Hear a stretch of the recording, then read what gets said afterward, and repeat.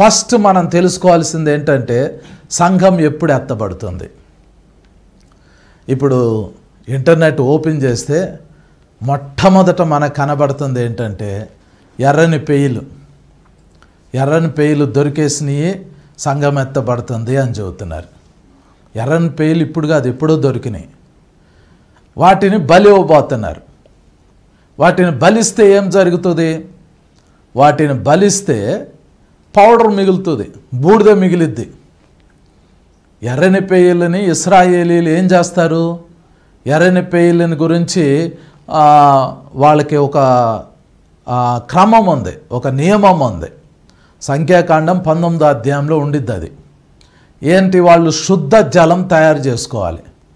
శుద్ధ జలము అని అంటే ఏంటంటే వాళ్ళు యాజకుణ్ణి అభిషేకించడానికి, ప్రతిష్ఠించడానికి, ఇశ్రాయేలీల్ని శుద్ధి చేయటానికి, అలాగే వాళ్ళు దేవుని మందిరం కట్టబోతున్నారు, ఆ ప్లేస్ని శుద్ధి చేయటానికి, వాళ్ళు మందిరంలో వాడే ఉపకరణాలు వెసల్స్ని శుద్ధి చేసుకోవటానికి వాళ్ళు శుద్ధ జలాన్ని తయారు చేసుకుంటారు. అంతే, అంతకంటే ఏం లేదు. అది దానికి రాకడికి సూచన ఏం లేదు. అంటే సంఘం ఎత్తబడటానికి దానికి సంబంధం లేదు. అసలు సంఘం ఎత్తబడటానికి యేసు ప్రభు మనకి కొన్ని సూచనలు ఇచ్చారు. అవి జరిగినప్పుడు మనము తప్పనిసరిగా అలర్ట్ అవ్వాలి. ఇప్పుడు ఎర్రని పెయ్యని తీసుకుని ఇశ్రాయేలీలు బలిచ్చి ఆ ఎర్రని పెయ్యని కాల్చి బూడిద చేసి ఆ బూడిదని ఒక కొండలో పెట్టుకుంటారు. వాళ్ళకు కావలసినప్పుడు ఆ కొండలో ఉన్న బూడిదని తీసుకుని వేరే కొండలో నీళ్లు పోసి ఆ కొండలో ఈ బూడిద కలిపి హిసోపు తీసుకుని అందులో ముంచి దాంతో ప్రజల మీద ఇలా స్ప్రింకిల్ చేస్తారు, లేదా యాజకుని మీద ఇలా స్ప్రింకిల్ చేస్తారు, లేదా ఆ హిసోపుని ముంచి ఆ నీళ్ళని తీసుకెళ్ళి ఎక్కడైతే వాళ్ళు దేవుని ఆలయం కట్టాలనుకుంటారో అక్కడ ఇలా స్ప్రింకిల్ చేస్తారు. అది చేసినంత మాత్రాన సంఘం ఎత్తబడదు. మనం కంగారు పడకూడదు. రెండోది, ఇశ్రాయేలు దేశంలో యుద్ధం జరుగుతుంది. ఇది ప్రవచనానికి దగ్గరగా ఉంది. అలాగని సంఘం అప్పుడే ఎత్తబడదు. సంఘం ఎత్తబడటానికి ముందు కొన్ని ప్రాముఖ్యమైన విషయాలు జరగాలి. యేసు ప్రభు వారు ఎన్ని చెప్పారు? మత్తయి సువార్త 24వ అధ్యాయంలో యేసు ప్రభు ఆ మాట క్లియర్గా చెప్పారు. యుద్ధాలు, యుద్ధ సమాచారాల గురించి మీరు వింటారు, కానీ అంతం వెంటనే రాదు అని చెప్పారు. చదువుతాను చూడండి. మత్తయి సువార్త 24వ అధ్యాయము 6వ వచనం.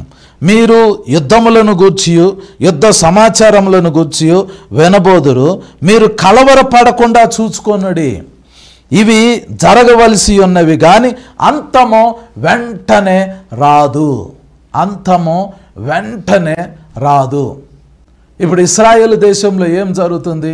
ఇరాన్ దేశం వాళ్ళు యెరూషలేము పట్టణం మీద, ఇశ్రాయేలు దేశం మీద యుద్ధం ప్రకటించారు. వాళ్ళు ఏమని చెప్పారు అని అంటే 48 గంటలు 48 అవర్స్లో మేము ఇశ్రాయేలు దేశం మీద దాడి చేస్తాము, మేము ఇశ్రాయేలు దేశం మీద యుద్ధం చేస్తాము, యుద్ధం ప్రకటిస్తాము. 48 అవర్స్. మనం ఇప్పుడు ఆ పీరియడ్లోనే ఉన్నాం, ఆ కాలంలోనే ఉన్నాం. ఇంకా 48 గంటలు పూర్తి అవ్వాల. వాళ్ళు చెప్పి ఏ క్షణంలో అయినా యుద్ధం జరగవచ్చు అని చెప్పారు.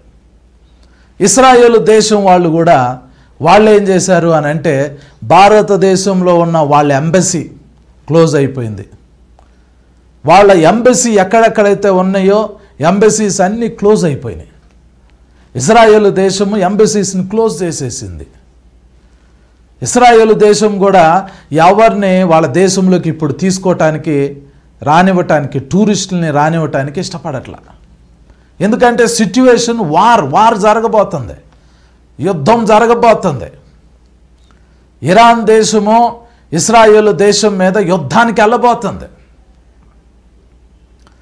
యుద్ధానికి వెళ్ళబోతుంటే ఇప్పుడు ప్రాముఖ్యమైన విషయం ఏంటి అని అంటే యేసు ప్రభు ఆల్రెడీ చెప్పారు, యుద్ధములను గురించి, యుద్ధ సమాచారములను గురించి మీరు వినబోతారు, కానీ అంతము వెంటనే రాదు. అంటే అంతం రాదు. ఇప్పుడు అప్పుడే అంతం కాదు. ఇప్పుడే సంఘం ఎత్తబడిద్దా? ఇప్పుడే సంఘం ఎత్తబడదు. యుద్ధం జరగచ్చు, యుద్ధ సమాచారం గురించి మనం వినొచ్చు. ఆల్రెడీ ఇస్రాయేల్ దేశము గాజా మధ్య యుద్ధం జరుగుతుంది. ఆ వచనం మళ్ళీ చదువుతున్నాను చూడండి. మత్తయి సువార్త 24వ అధ్యాయము 6వ వచనం. మరియు మీరు యుద్ధములను గూర్చి యుద్ధ సమాచారములను గూర్చి వినబోదురు. యుద్ధాల గురించి వింటాం, యుద్ధ సమాచారాల గురించి వింటాం. తర్వాత మీరు కలవరపడకుండా చూసుకొనిడి. యేసుప్రభు చెప్పిన మాటలు ఇవి. యుద్ధాల గురించి వింటాం, యుద్ధ సమాచారాల గురించి వింటాము. మనము కలవరపడకుండా చూసుకోవాలి, కలవరం వద్దు. తర్వాత ఏంటి? ఇవి జరగవలసి ఉన్నవి కానీ అంతము వెంటనే రాదు. ఇవి జరగవలసి ఉన్నవి కానీ అంతము వెంటనే రాదు. అంటే ప్రతి దానికి మనము సంఘం ఎత్తబడిపోతుంది అని అనుకోకూడదు. సంఘం ఎత్తబడటానికి ముందు ఇవన్నీ జరగాలి. కానీ వీటికంటే ప్రాముఖ్యమైనది ఇంకోటి ఏం జరగాలో తెలుసా? మత్తయి సువార్త 24వ అధ్యాయము 14వ వచనం. మరియు ఈ రాజ్య సువార్త సకల జనములకు సాక్షార్థమై లోకమందంతటను ప్రకటింపబడును, అటు తర్వాత అంతము వచ్చును అని రాయబడింది. ఈ యుద్ధ సమాచారాలు వింటాం కానీ అంతం రాదు. అంతం ఎప్పుడు వచ్చింది అని అంటే ఈ రాజ్య సువార్త సకల జనులకు సాక్షార్థమై ప్రకటింపబడాలి. అటు తర్వాత అంతం వచ్చింది. అంటే సువార్త అనేది భూదిగంతాల వరకు వెళ్ళాలి. సువార్త అనేది ప్రపంచమంతా వెళ్ళాలి. సువార్తని మనము ప్రపంచమంతా తీసుకుని వెళ్ళాలి. కానీ సువార్త ఎల్లని దేశాలు చాలా ఉన్నాయి. సువార్త అందని ప్రాంతాలు చాలా ఉన్నాయి. సువార్తని తీసుకెళ్ళని ప్రాంతాలు ఇంకా కొన్ని ఉన్నాయి. మనం ఎక్కడో ప్రపంచాలని చూస్తున్నాం. ఈవెన్ భారతదేశంలో కూడా చాలా ప్రాంతాల్లో యేసు ప్రభు గురించి ఇంకా ప్రకటింపబడలా. మీ చేతిలో ఫోన్ ఉంది, మీరు అస్తమానం ఇలా తిప్పుతారు, రీల్స్ చూసుకుంటుంటారు. మీకు ఎవరో ఒకళ్ళు వాక్యం చెప్తాం, ఆ రీల్స్లో వస్తూ ఉంటుంది. కానీ భారతదేశంలో చాలా ప్రాంతాల్లో ఇంకా టవర్ లేని ప్లేస్లు, ఈ యొక్క సిగ్నల్స్, ఫోన్ యొక్క సిగ్నల్స్ని కవర్ చేసే ఆ టెలి టవర్స్ కానీ పవర్ కానీ లేని ప్రాంతాలు చాలా ఉన్నాయి. ఇంకా భారతదేశంలోనే ఉన్నాయి. ఇంకో విషయం చెప్పాలి అని అంటే, ఇదివరకు నేను చెప్పాను, నార్త్ కొరియా దేశం మొత్తంలో ఎక్కడ సువార్త లేదు. ఆ దేశంలో బైబిల్ని బ్యాన్ చేశారు. హిందూ మతం బ్యాన్ అయ్యి ఉంది, ఇస్లాం మతం బ్యాన్ అయ్యి ఉంది నార్త్ కొరియాలో. ఏ మతం లేదు అక్కడ. అలాంటి దేశాలు చాలా ఉన్నాయి. ఇంకా సువార్త ప్రకటింపబడని ప్లేసెస్ ఉన్నాయి. యేసు ప్రభు సంఘాన్ని ఇప్పుడప్పుడే తీసుకెళ్ళరు. యేసు ప్రభు దేని కొరకు వెయిట్ చేస్తున్నారంటే ఈ రాజ్య సువార్త సకల జనములకు సాక్షార్థమై ప్రకటింపబడాలి.